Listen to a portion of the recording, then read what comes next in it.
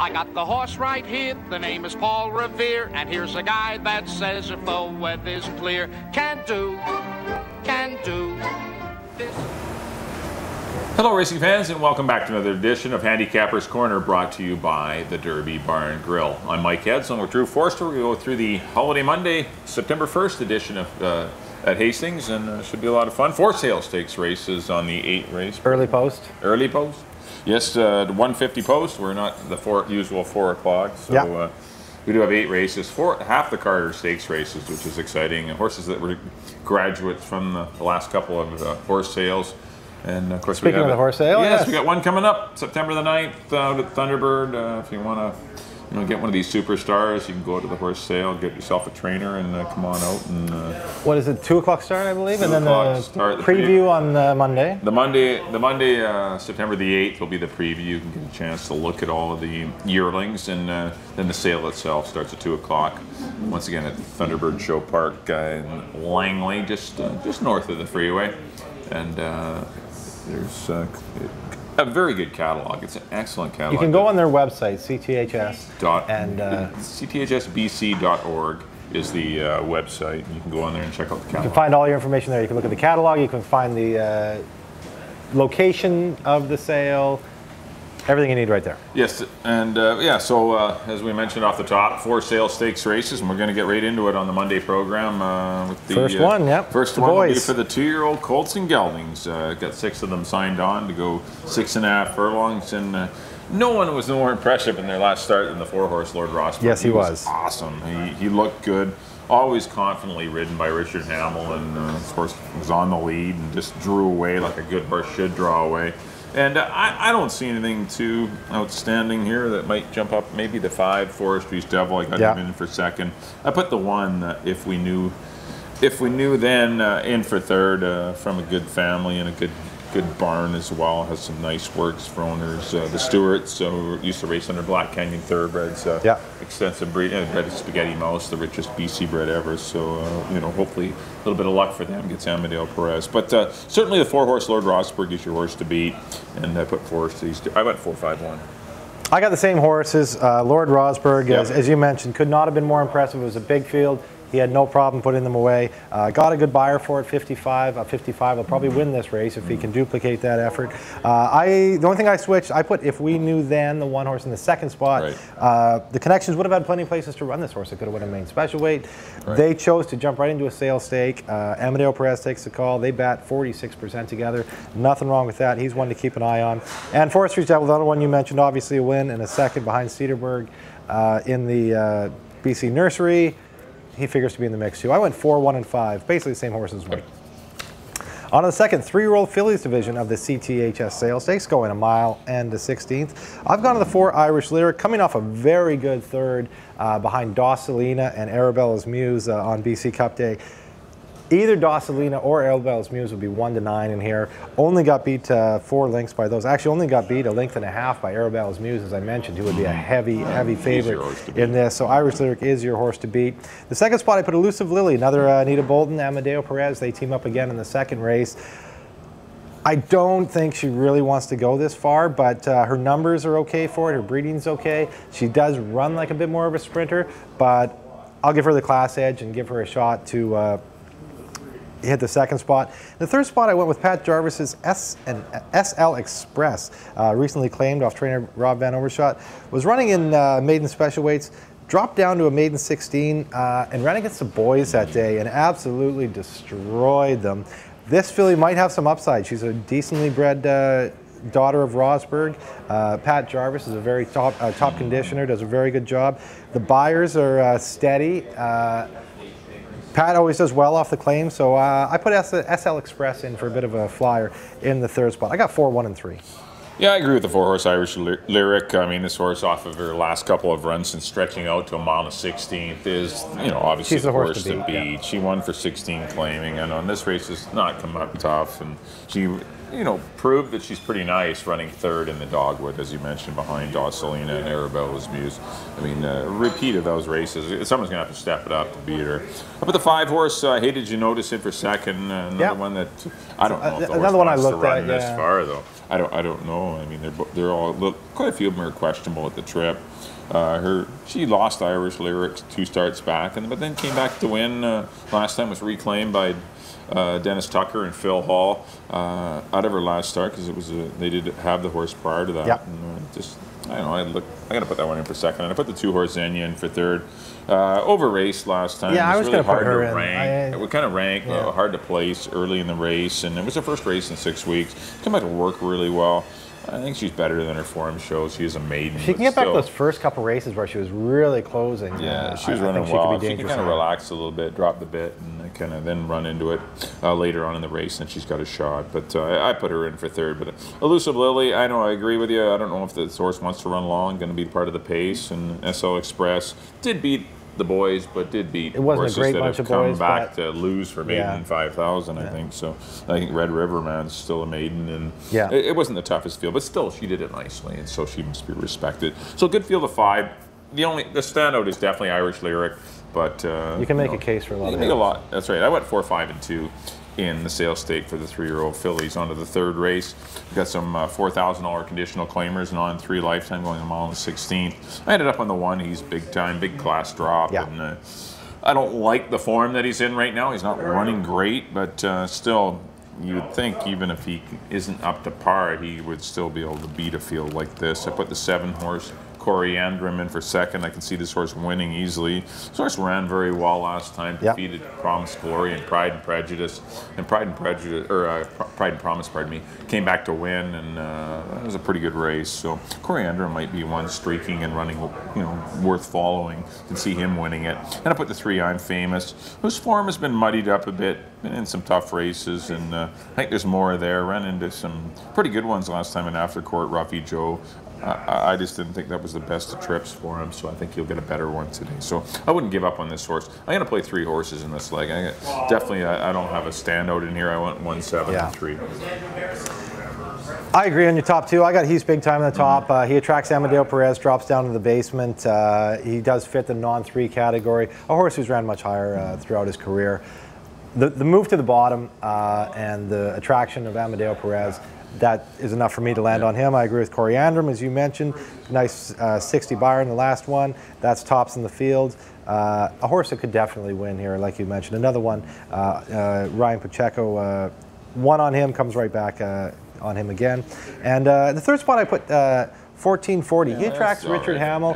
He likes to go long. His distance going long, he's never been worse than third.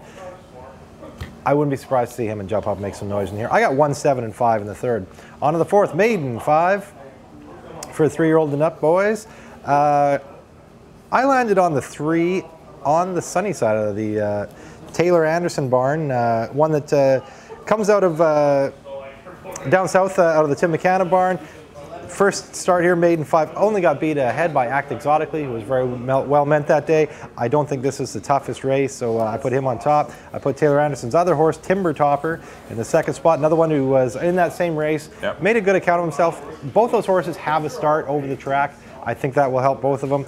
I just, on the sunny side, obviously ran a little bit better, so I put him on top, Timber Topper in second. The third spot, I looked around, I went with Fashionista out of the Dave Dahl barn. He moves to Ryan Pacheco. Ran a good second for Maiden 5, went up to Maiden 8. That didn't work out so well for him. He comes back to Maiden 5, and Ryan Pacheco, as we always mention, having a strong meet. Teams up with trainer Dave Dahl. I got 3, 2, and 5 in the 4th. Yeah, I have the same 3 horses, Drew. I agree with on the sunny side. This horse did get a perfect trip last time, but still was his first race in a couple of months, and it's he figures a lot easier forward, company last time. He should have, he should have won last time with the trip he got, but still, it was his first race in a couple of months, so I have to forgive him for that. But he's, like I said, a horse that's been running against way better, and he's your horse to beat. I put the 5-horse Fashionista in for second. A little rough trip early last time and caused him to lose position. He rallied well behind a pretty good winner in New Twist Miss. And I put the 2-horse Timber Topper in for third. I thought he did some good fighting on the head end. Ended up running fourth, but still he did a lot of running off the layoff as well. he kind of set up his stablemate on the sunny side Yeah. last time. So I went 3, 5, and 2. Those are definitely your 3 horses. If you wanted a 4th one, I don't know, maybe the 7 horse, Dr. McKechnie for Rosie Anderson. Yeah, Some good I works, looked at him, freshened yeah. up, Yeah. dropping as well. So not a race I fell in love with anyone, but I went 3, 5, and 2. On to the 5th race. Got some maiden 5,000 dollar fillies and mares going 6.5 furlongs. I ended up on the 3 horse Silver Pursuit. Away poorly last time. I think this horse did well to get a small paycheck in that field of 11, and overcame a lot of adversity. Anytime you're in a race with 11 horses on our track, you're going to get into some issues. There's going to be some horses that get in trouble. Yeah, get in your way. So I thought running 5th was pretty good. And if he can get away a little better, he's facing a lot easier competition, and I like him to win it. With the 4 horse Portray Your Vision in for 2nd, a decent 3rd behind Inroad and Cape Away last time, and Jeff Burningham's good hard riding kid that is definitely not taking the worst of it, having him in the saddle. And I put the 6 horse Aber Begone. I'm going to go back to her again. Hopefully this horse will, with the blinkers back on. I liked him last time at big odds. He ran very poorly, or she ran very poorly, but me with the blinkers back on. Or Savici, who I met him last week. Good, good kid, nice new addition. New addition to the jockstrom, and maybe from Turkey, I believe. Yes, he is. You're correct. I went 3, 4, and 6, but I do like Silver Pursuit in a formless. We just don't get enough field. riders from Turkey around. No, these we don't. parts. We need really some don't. more. We need some more riders Turkish from Turkey. help. I agree with Silver Pursuit. This is a race I had a lot of trouble with. There is some horse with a struggling form here, but I landed on Silver Pursuit as well. His last 2 buyers are the highest in the field. Jody Rawson having a very good meet, 33%. She does a very good job, an underrated trainer here at Hastings. I got Silver Pursuit on top. I went with a first-time starter. The works were decent, and Arenito's Princess. The 48. This is the kind of race where a firster might be able to win. Yeah, that she doesn't have the struggling form that some of these horses have. Maybe a first-time starter gets out there and could be a little bit more talented maybe than these other fillies. The works are okay. It's not going to take a blistering time to win this race. Yeah, 19 or 20 is probably going to win this race. So I went with the first-time starter, Arenito's Princess, in the 2nd spot. And the 3rd spot, I went with Who's Got the Button, a filly that dropped to maiden 5 last time, showed nothing, but she moves to Amadeo Perez. Rob Gilker is a top conditioner. Rob and Amadeo batting 52% together. Why not? Maybe getting Amadeo Perez in the attack will change things, get this horse going in the right direction. I went 3, 1, and 5 in the 5th. On to the 6th, the 2-year-old filly division of the CTHS Sale Stakes. Flip a coin, I felt, between Quatracat and Finality's Charmer.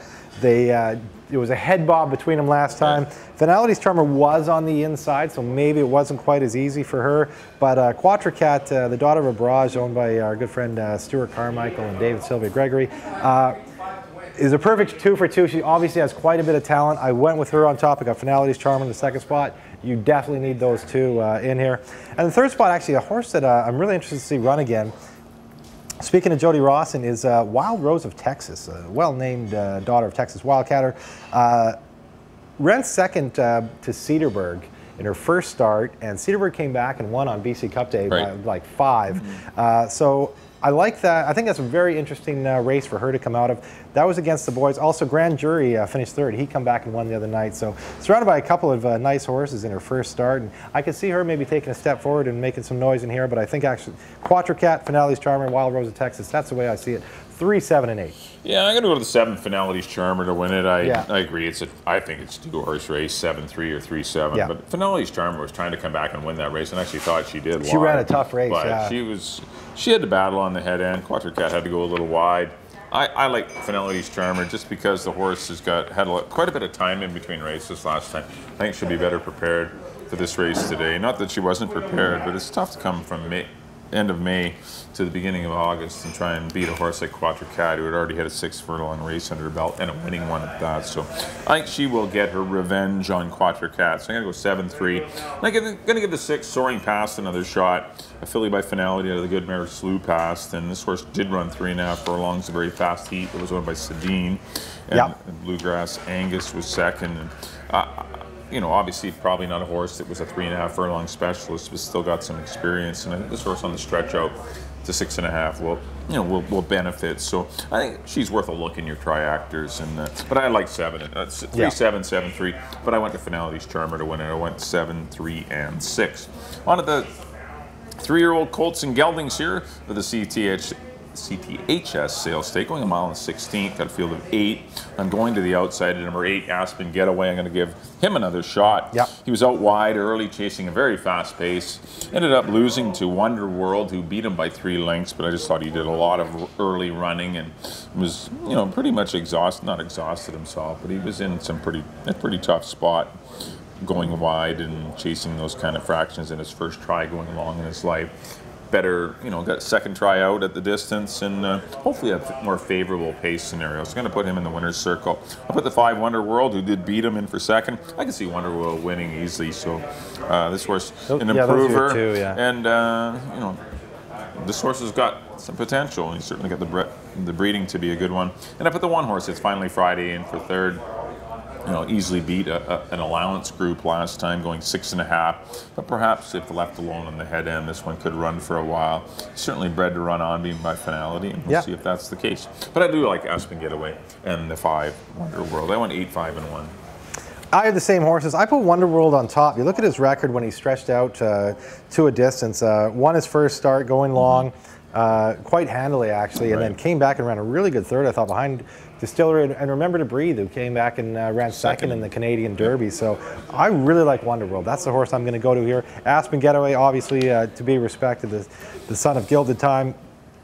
The connections, Redicop, Anita Bolton, Amadeo Perez, never leave them out. This is a horse obviously has some talent, so I got him in the second spot. And I agree with it. It's Finally Friday. Has not run long yet, but is bred to go long, so none of this would surprise me if he made some noise in here. I got 5, 8, and 1 in the 7th. On the nightcap, fillies and mares, non-winners of 2 for 4,000 lifetime, mile and a 16th. I've gone on the 9, Rodessa. Just got beat a NECA last time by Find Your Beach. We both really liked Find Your Beach. Moves to Amadeo Perez. I like that move, so I got Rodessa on top. The second spot, I went to Rachel Run. Fairly lightly raced filly out of the Mike Anderson mark. Mike Anderson had a very strong meet. Ryan Pacheco retains the mount. 2/3, but it was third beaten 7, then third only beaten 2.5 behind Find Your Beach and Rodessa. I think this is a filly with a little bit more upside than some of these others, so I got her in the second spot. And the third spot, I put Allie's Bobcat. She's definitely been knocking on the door at this condition 3 seconds in a row behind Triple Witching Hour, Honey Skila, and Midday Moon, so she's got the talent to do this. And Guess Reunited with Richard Hamill, that one wouldn't be a shocker either. But I go near the outside. I got 9, 7, and 8. I'm going to try the 3-horse Lady at War in this race. I know she just ran last week and coming back quickly, but this horse did chase out wide some pretty fast fractions. CA Miss, Little Blossom. Those are way better horses. She is dropping in class. Her lone mile in the 16th race behind Irish Lyric, Battling Brook, and Hey Did You Notice wasn't another tough brutal. One. But it wasn't great, but it's still tougher than these. Yeah, sure. I'll give this horse a shot on the class drop, and Sylvie's having a great meet. I put the 2-horse Classic Cheese in for second. Was out there uncharacteristically close to the pace and was chasing it because there was no pace on it all. A little wide early. I just think she'll get to settle. I think there's a lot more speed in the race. You look at the race, the 1 has speed, the 3, the 6-horse, the 7, Rachel Run, the 8, Allie's Bobcat. And there's going to be a lot of pace in here, and I just think Classic Cheese might be able to be held in reserve, save some ground, and run a little bit better race. Her best races have been at a mile and a 16th, so I'll give her another shot. And I agree with your 9, Rodessa. She's live in here. Hasn't proven she can go long, but still was closing nicely behind a pretty good Find Your Beach. So she deserves respect as well, and certainly never hurts to have Amadeo Perez in the tack either. I went 3, 2, and 9 to close out the Monday afternoon program at Hastings. Once again, first race goes at 150. That's our analysis for the program. Up next on screen will be a quick recap of our selections, and here are mine for the Monday, September 1st races. Back in race number 1, I went to the 4, Lady Rosberg, 4, 5, and 1. Race number 2, I went to the 4 again. That's Irish Lyric, likely very chalky daily double, 4, 5, and 2. Race number 3, I went to the 1. He's big time, looking for an easier assignment. He needs 1 to get a win. 1, 7, and 3. The 4th race, the 3 on the sunny side. Unlucky loser last time. Maybe he can get the job done. 3, 5, and 2 for me in the 4th. 5th race, number 3, Silver Pursuit, 3, 4, and 6. Sixth race, number 7, Finality's Charm. I like this horse a lot. I'm even key her. 7, 3, and 6 in the 6th race. And 7th, number 8, Aspen Getaway to defeat the 5, Wonderworld. But both those two are very close in ability. I went 8, 5, and 1. And in the 8th and final, I went to the 3, Lady at War, over the 2, Classic Cheese, and the 9, Rodessa. And on to my picks, there we go. I agree with Mike on quite a few of these. In the first, Lord Rosberg looks like a standout to me. Number 4 over the 1 and the 5. In the second, again with Mike on number 4, Irish Lyric over the 1 and the 3. In the third, I went to the 1, He's Big Time over the 7 and the 5. In the fourth, number 3, On the Sunny Side over the 2 and the 5. In the fifth, number 3, Silver Pursuit over the 1 and the 5. In the sixth, I went to the 3, Quatre Cat over the 7 and the 8. In the seventh, I went to the 5, Wonderworld over the 8 and the 1. And in the nightcap, the 8th, I went to the 9, Rodessa over the 7 and the 8. Well, that'll do it for this Handicapper's Corner. Once again, a quick reminder that our Drew and my selections are available on the tarmac. At the beer stands. To go down and get your favorite beverage.